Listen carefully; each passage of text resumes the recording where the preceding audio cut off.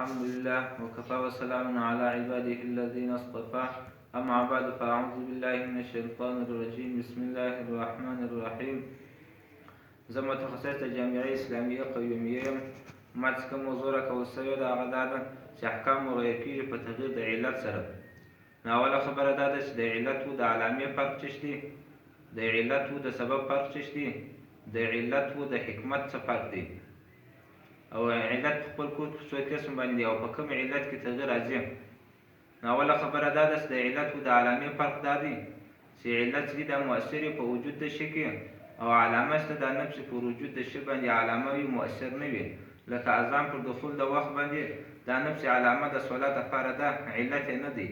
یا لکه احسان د رجم لپاره نفس علامه ده، علت نه دی. علت د احسان څه دی؟ هغه زنا ده. دومره خبره دا ده چې د علت او د سبب په مابین کې دوه فرقونه دي. اول فرق دا دی چې سبب چې دا مبذي و حکم ته مؤثر نه وي، علت چې دا مؤثر په حکم کې وي. دوم فرق دا دی چې د علت او د معلول په مابین کې وایسته نه وي، د سبب او د مسبب په مابین کې وایسته وي. مثال دا دی یو سړي منځ رانیوله، نو دلته درې شیان دي، یو شرع ده، یو ملک ترکبي دی، یو ملک متعی دی. شرع علت دی، ملک ترکبي معلول دی، ملک متعی او مسبب دی.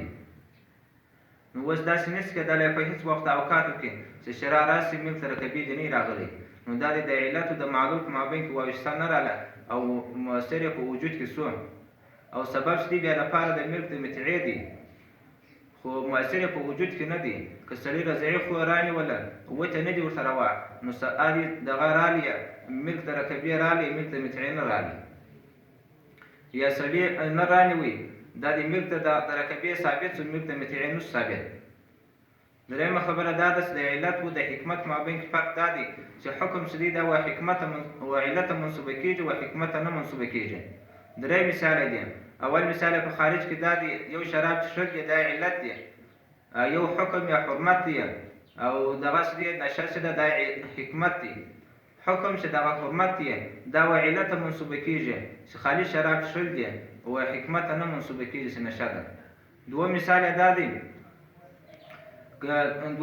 دا دی یو سفر دی، یو قصر د صلات دی، یو دفع د مشقت دی. سفر علت دی، قصر د صلات دا حکم دی، او دفع د مشقت دا یا حکمت دی. او حکم چې قصر د صلات دی دا منصوبه کېږي و علت ده، خالي سفر دی و حکمت نه منصوبه کېږي. درې مثال دا دی، هغه بیا حسي مثال دی چې سړی بازار کې روان سره اشاره ولګېږي، او دا سره اشاره ولګېده د دې دا معنا ده چې ودرېږه، او شنه اشاره چې ولګېده د دې دا معنا ده چې ولاړ شه. نو اوس دا سره اشاره لګېدل دا علت دی، او درېدل دا یا حکم دی.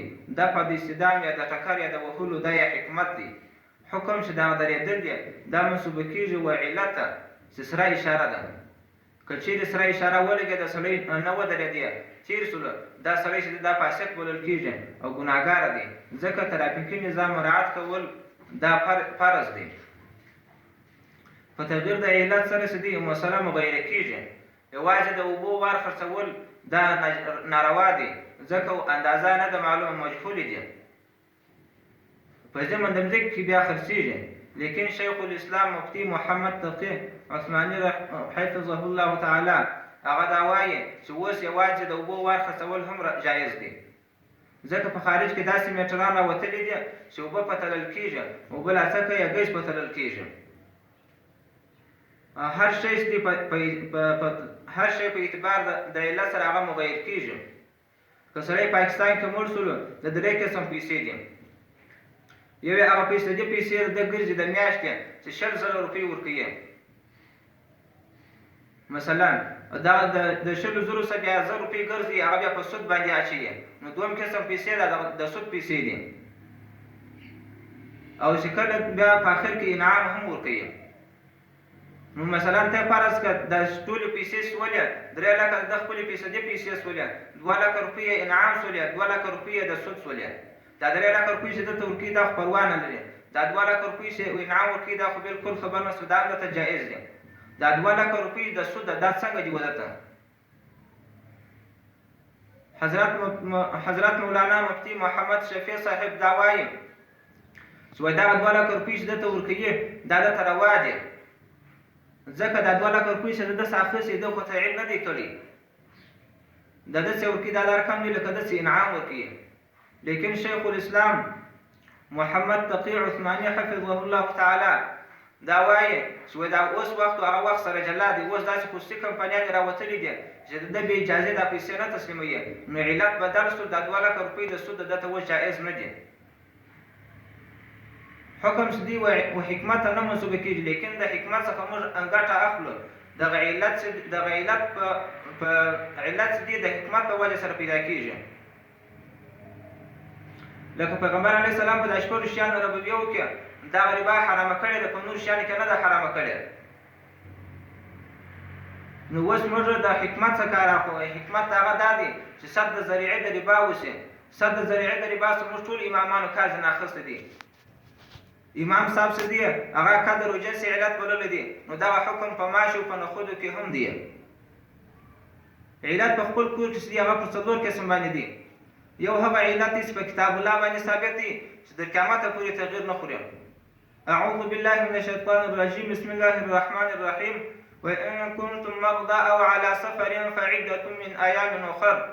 په دغه آیات کې سفر او مرض دا علت دی، قصر د صلات ترک د صومیه دا یا حکم دی.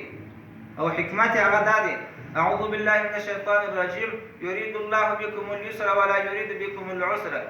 دا غي حکمت دی. نو دا هغه علت دی چې د قیامت پورې نه بدلیږي. دومره درجه کې بیا علت چې هغه کې تغیر نه راځي. هغه د حدیث د پیغمبر علیه السلام دی. پیغمبر علیه السلام وایي تاسو د میوې مه خرڅوئ مخکې د پختیا، ځکه که چیرې تاسو یې خرڅ کړئ نو تی د خپل مال د ورور بیا په چیش باندې اخلي. نو هغه علت هغه شي هغه دوکه ده، ان شاء الله خراب شي نو دا مال ستې ځنه اخلي هغه د غیزم واسطي، نو علت چې دی هغه دوکه ده. دا هم هغه علت چې پاک ته نه راځي. دریم علت هغه دا دی چې نه په کتاب الله کې او نه په حدیث کې صراحتا راغلی، لیکن امامان راایستلی.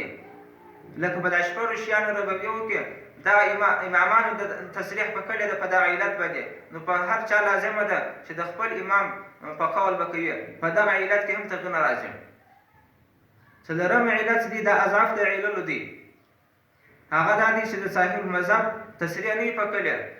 لکه زموږ په ټولو کتابو کې دا راځي که طوطي یا هر مرغه قرآن کریم زده کړي یا آیات د سجدې ووایي نه سجده پر لازمیږي نه سماع. د دې څخه اوس دی راویستي یا ټیپ راجبي، که چیرې په ټیپ کې ټیپ سوي ولې هغه چا وویلې پر هغه باندې سجده سهو نه لازمیږي، او که چیرې په راجبي کې ولې یا په سپیکر کې راسن ولې بیا سجده یا سماع سجده او سماع دا په لازمه ده. لیکن که چیرې په راجبي کې د ټیپ سوي راچولې ولې بیا هم سجده سهو نه لازمیږي او نه یې سماع لازمه ده. نو دغه اعضاء د عللو دي چې په دغه علت کې دا چیش تغیر راځي چې دغه علت په روش کال و شش کال نشته.